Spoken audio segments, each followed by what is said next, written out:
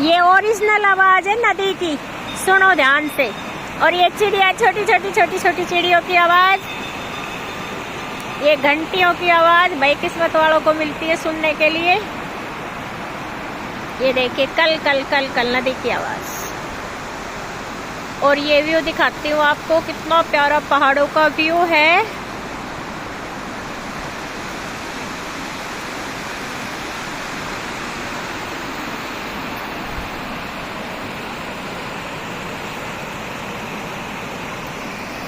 ये देखिए